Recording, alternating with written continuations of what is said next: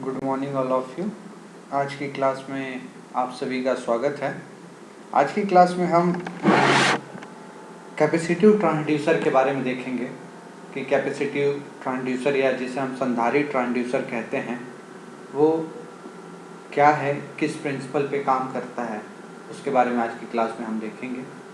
इससे पहले हम 2 मिनट लास्ट क्लास के बारे में डिस्कस करते हैं कि लास्ट क्लास में हमने रेजिस्टिव ट्रांसड्यूसर और इंडक्टिव ट्रांसड्यूसर के बारे में देखा था कि रेजिस्टिव ट्रांसड्यूसर और इंडक्टिव ट्रांसड्यूसर किस प्रिंसिपल पे काम करते हैं, उनके क्या एडवांटेजेस हैं, क्या डिसएडवांटेजेस और कहाँ कहाँ उनका यूज़ किया जाता है।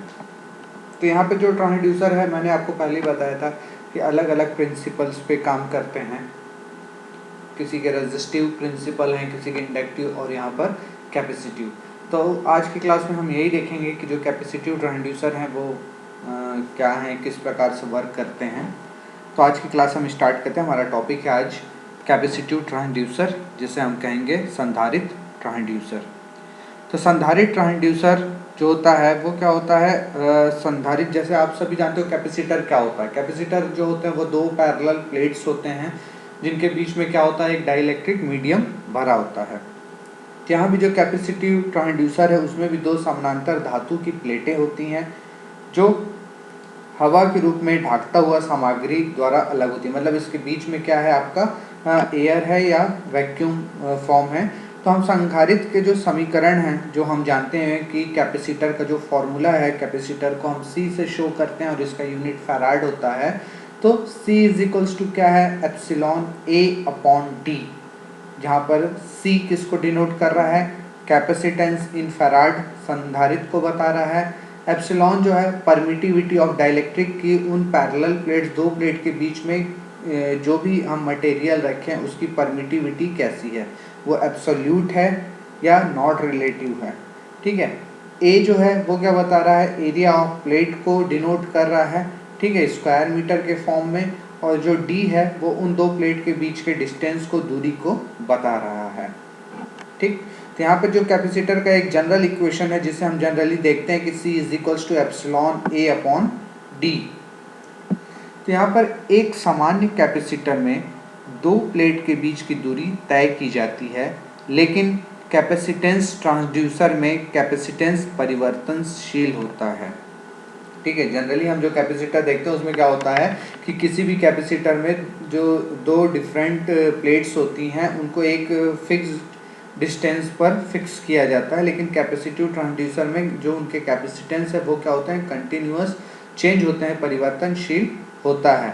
तो कैपेसिटिव ट्रांसड्यूसर कैपेसिटेंस के परिवर्तन के सिद्धांत पर काम करते हैं। जो यहाँ पे कैपेसिटेंस ट्रांसड्यूसर है वो क्या होता है, चेंज ऑफ कैपेसिटेंस प्रिंसिपल पर वर्क करता है।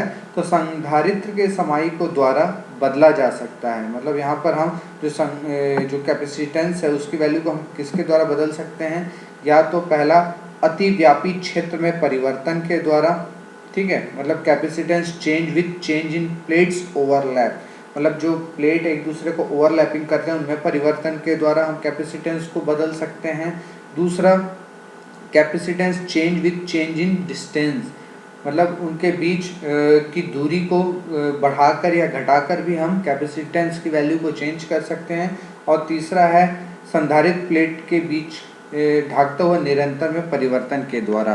तो capacitance change with change in dielectric, उनके बीच जो भी आप डाइलेक्ट्रिक मीडियम यूज़ कर रहे हैं उसमें भी परिवर्तन करके हम कैपेसिटेंस की वैल्यू को परिवर्तित कर सकते हैं। तो यहाँ पर आपको 3 मैंने डायग्राम के द्वारा भी शो किया है। फर्स्ट यहाँ पर क्या है, capacitance changes with change in plates overlap. Second, capacitance changes with change in distance. Third है capacitance changes with change in dielectric. तो यहाँ पे जो उपरोक्त आपको 3 परिवर्तन दिख रहे हैं, प्लेटों के ओवरलैप के द्वारा, उनके बीच के डिस्टेंस के द्वारा और उनके बीच के जो मीडियम है उसको बदलकर, तो ये जो भी परिवर्तन है ये फिजिकल वेरिएबल हैं, जैसे बल, दबाव, विस्थापन आदि किसी के भी कारण ये हो सकते हैं जिन्हें मापा जाना है। तो कैपेसिटेंस में इस बदलाव को आसानी से मापा जा सकता है और यह इनपुट की मात्रा के प्रति सतर्क होता है। इस प्रकार इसके साथ इनपुट मात्रा के मूल्य को सीधे मापा जा सकता है। ठीक है, साथ ही ब्रिज सर्किट के द्वारा भी हम इसको मेज़र कर सकते हैं। कैपेसिटर ट्रांसड्यूसर का उपयोग लीनियर और एंगुलर डिस्प्लेसमेंट के मेज़र के लिए भी किया जाता है। यह कैपेसिटर प्लेटों के बीच अतिव्यापी क्षेत्र, मतलब प्लेट्स ओवरलैप के द्वारा और उन प्लेट्स के बीच में डिस्टेंस में चेंज के द्वारा भी जो कैपेसिटेंस है, जो संधारित्र है, उसमें परिवर्तन किया जा सकता है या उस परिवर्तन की अवधारणा का उपयोग किया जा सकता है। तो यहाँ पे जो हमारा ऑब्जेक्ट है डिस्प्लेसमेंट, ऑब्जेक्ट विस्थापन की माप के लिए हम कैपेसिटर ट्रांसड्यूसर की एक प्लेट को स्थिर रखते हैं, जबकि दूसरी प्लेट ऑब्जेक्ट से जुड़ी होती है। जब ऑब्जेक्ट में कोई गति होती है तो कैपेसिटेंस ट्रांसड्यूसर की प्लेट चलती है, इससे दोनों प्लेट के बीच की दूरी में बदलाव होता है। इसलिए कैपेसिटर में भी, कैपेसिटेंस में भी क्या होता है, बदलाव होता है। तो यहाँ पर जो मेज़रमेंट है डिस्प्लेसमेंट के अगेंस्ट, वो कैपेसिटेंस को कैलिब्रेट हम कर सकते हैं। साथ ही साथ जो कैपेसिटर है संधारित्र है ना, रोजगार ट्रांसड्यूसर परिवर्तन के साथ कैपेसिटर के परिवर्तन या प्लेट्स ओवरलैप अवधारणा के गैर आयोजन तरल स्तर की माप के लिए भी प्रयोग किया जा सकता है।